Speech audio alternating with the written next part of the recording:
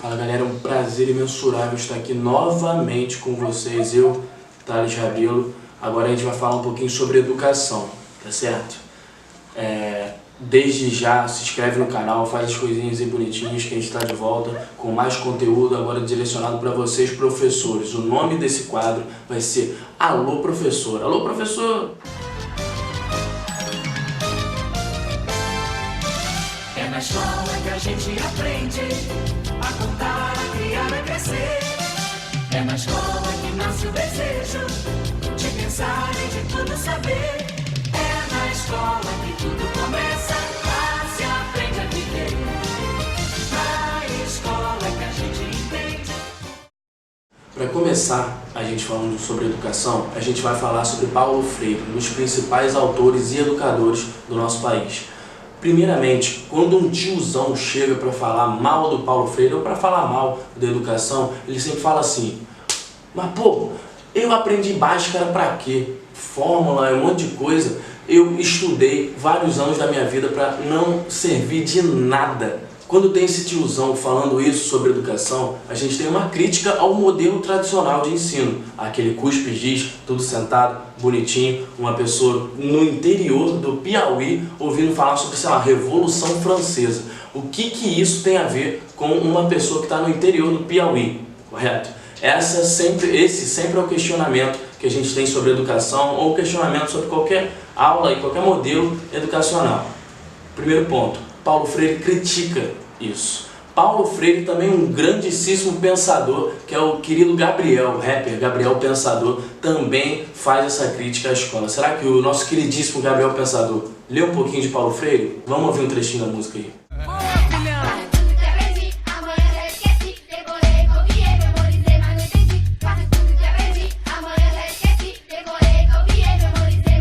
Gravo tudo que aprendi, amanhã já esqueci.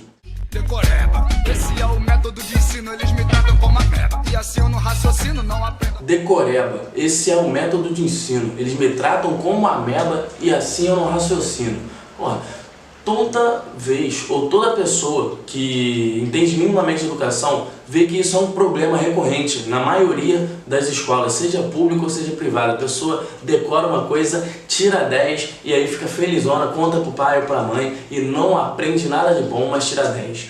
No link que eu vou deixar aqui na descrição, a gente tem uma obra do Paulo Freire de 10 páginas, super tranquila, que é uma carta aberta aos professores e também pode ser lida por qualquer outra pessoa.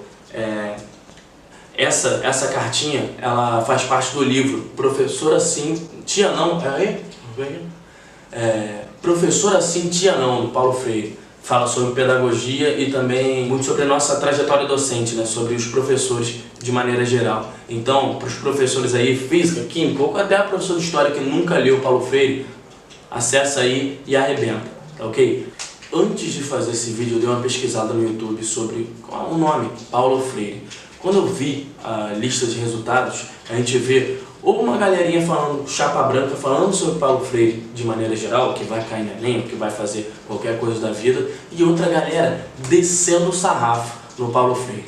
Uma coisa você pode criticar quem você bem entender com base e com algo palpável, certo? Agora, críticas sobre a doutrinação, sobre o plano do Paulo Freire de dominar o mundo e implantar o socialismo no Brasil, são coisas de além.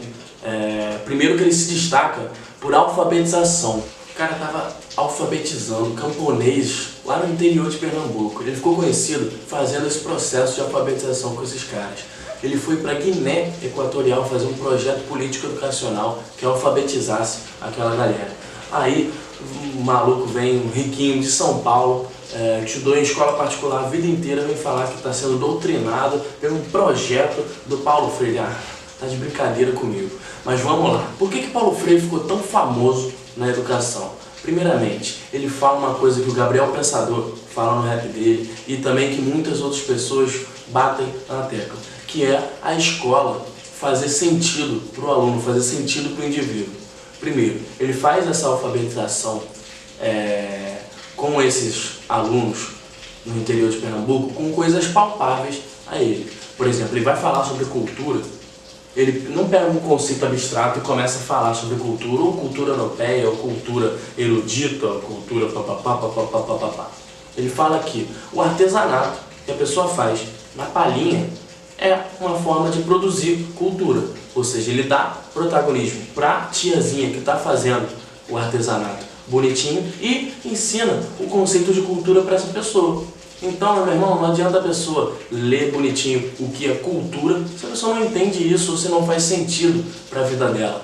Freire aponta isso e ele faz essa ruptura com um modelinho tradicional de você alfabetizar bonitinho. Sei lá, uma pessoa na Nigéria que está falando sobre maçã, só que porra, nem tem maçã na Nigéria naquela época específica. É um exemplo maluco, mas faz sentido com relação às coisas palpáveis do dia a dia, sei lá, de um nigeriano ou de um brasileiro no interior de Pernambuco, correto? Toda essa moral da história é que Gabriel Pensador e Paulo Freire falam da mesma coisa, assim como esse tiozão que critica o modelo tradicional, sem mesmo ter lido Paulo Freire, também fala. Nessa obra que eu botei o link na descrição bonitinho, Paulo Freire aborda também um assunto muito interessante, que seria a valorização do professor. Ele aponta um elemento importante para que a sociedade civil e as pessoas começassem a valorizar o professor.